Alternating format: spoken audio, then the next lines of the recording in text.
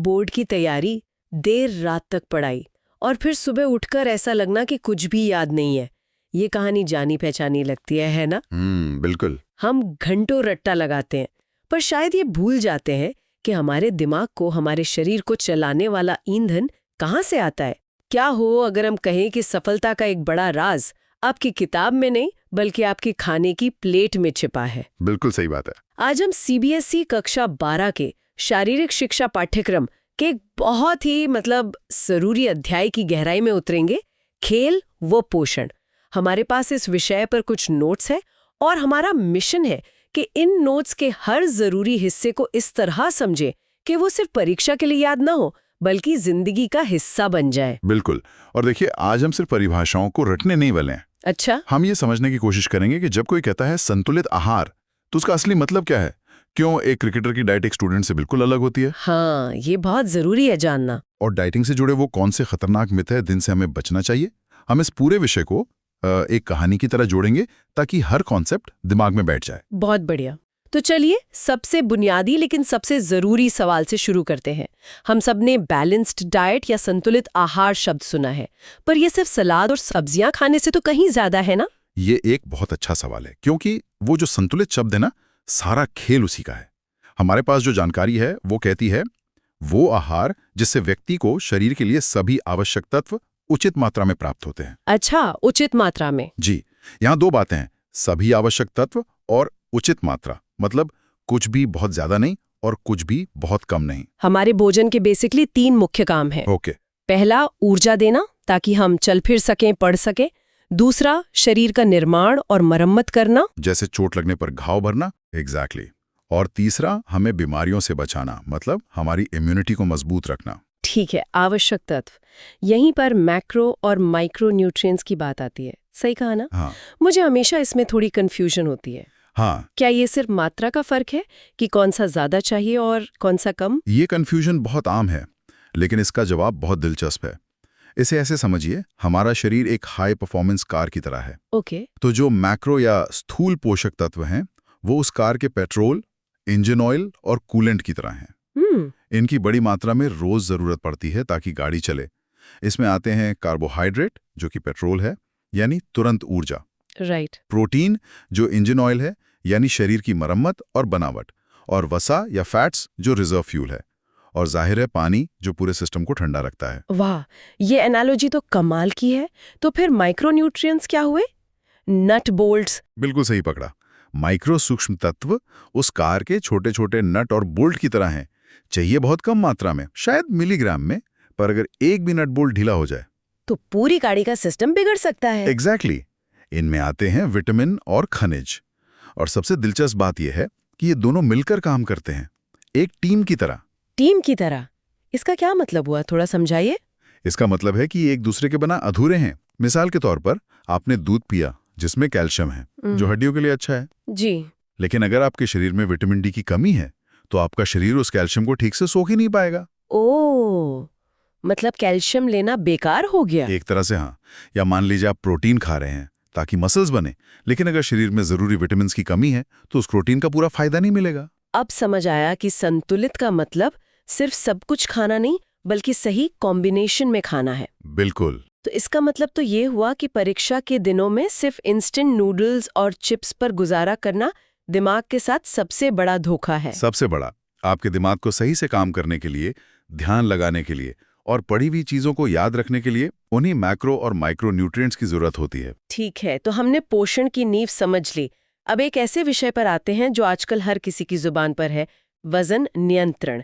हमारे मटेरियल में स्वस्थ भार यानी हेल्दी वेट को मापने का कोई तरीका बताया गया है? हाँ, इसके लिए एक बहुत ही आम मानक का जिक्र है, बॉडी मास इंडेक्स या बीएमआई। बीएमआई, हाँ सुना है। इसका फॉर्मूला सीधा सा है, अपने वजन को जो किलोग्राम में हो, अपनी लंबाई के स्क्वायर से जो मीटर में हो, भाग देना है। ओके। जो नंबर आता है उससे अंदाजा लगता है कि वजन सही है, कम है या ज्यादा। जानकारी के मुताबिक 18.5 से 24.9 के बीच का बीएमआई स्वस्थ माना जाता है। लेकिन बीएमआई को लेके तो काफी बहस भी होती है ना?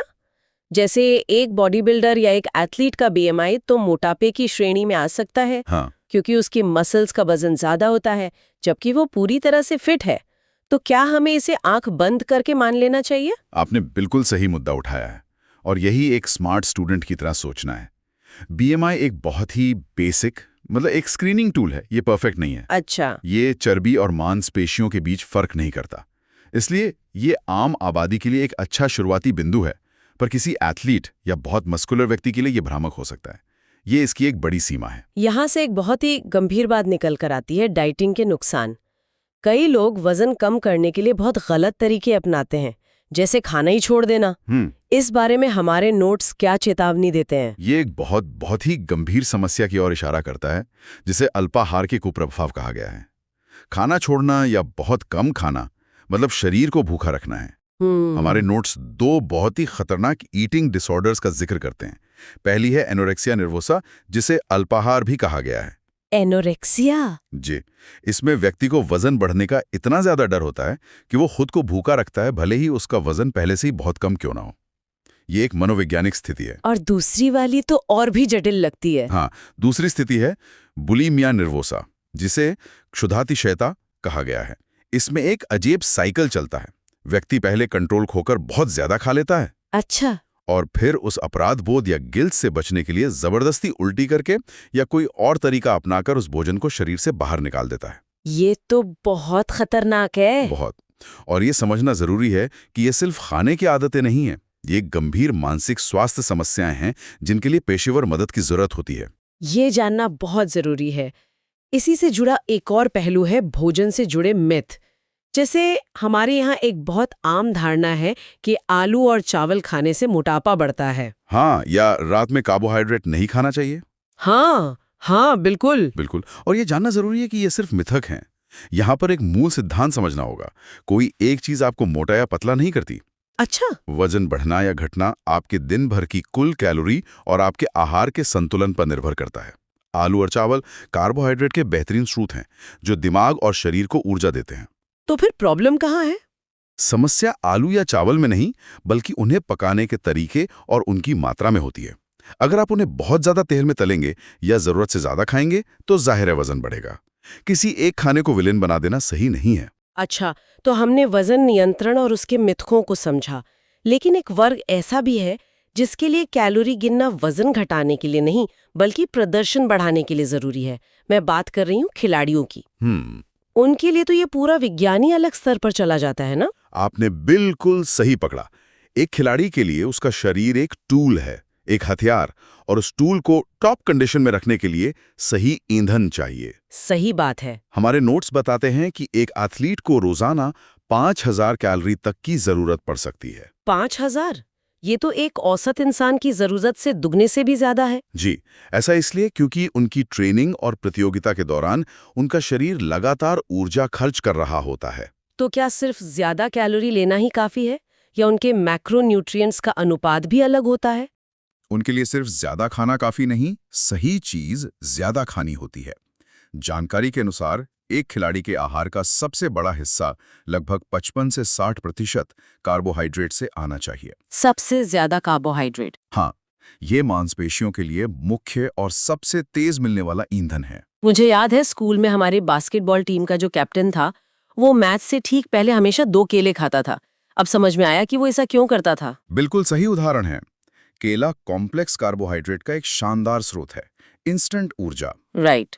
फिर लगभग 25 से 30% ऊर्जा वसा फैट से आनी चाहिए। ये लंबी अवधि के व्यायाम जैसे मैराथन दौड़ने वालों के लिए ऊर्जा का एक महत्वपूर्ण स्रोत है। और प्रोटीन? और अंत में लगभग 15 से 20% प्रोटीन से। प्रोटीन का काम मांसपेशियों की मरम्मत और निर्माण करना है, जो इंटेंस ट्रेनिंग के बाद बहुत जरूरी हो जाता है। और पानी? अक्सर हम खाने पे तो ध्यान देते हैं, पर पानी को भूल जाते हैं। एक खिलाड़ी के लिए इसकी क्या भूमिका है? पानी की भूमिका को कम आंकना सबसे बड़ी गलतियों में से एक है। हमारा शरीर 70% पानी है। सही बात है। यह शरीर के तापमान को नियंत्रित करता है। जब खिलाड़ी को पसीना आता है तो शरीर ठंडा होता है। अगर पानी की कमी हो जाए, जिसे डिहाइड्रेशन कहते हैं, तो प्रदर्शन में भारी गिरावट आ सकती है। मांसपेशियों में ऐंठन भी तो होती है। बिल्कुल, और एकाग्रता भी भंग हो सकती है। एक महत्वपूर्ण नियम यह है कि प्यास लगने का इंतजार नहीं करना चाहिए। जब तक आपको प्यास महसूस होती है, आपका शरीर पहले ही डिहाइड्रेशन की प्रक्रिया शुरू कर चुका होता है। अब एक ऐसे टॉपिक पर आते हैं जो मेरे ख्याल से हर जिम जाने वाले या खेल से जुड़े छात्र के मन में होता है। ये जो प्रोटीन के बड़े बड़े डिब्बे होते हैं, ये सप्लीमेंट्स, क्या ये वाकई कोई जादू की छड़ी है जैसा कि विज्ञापन दिखाते हैं? ये आज के समय का बहुत ही प्रासंगिक सवाल है।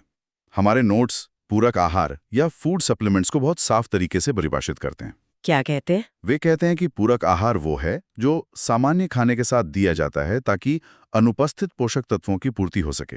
पूर्ति, ये शब्द बहुत जरूरी है। जी, यहाँ पर सबसे जरूरी शब्द है पूर्ति।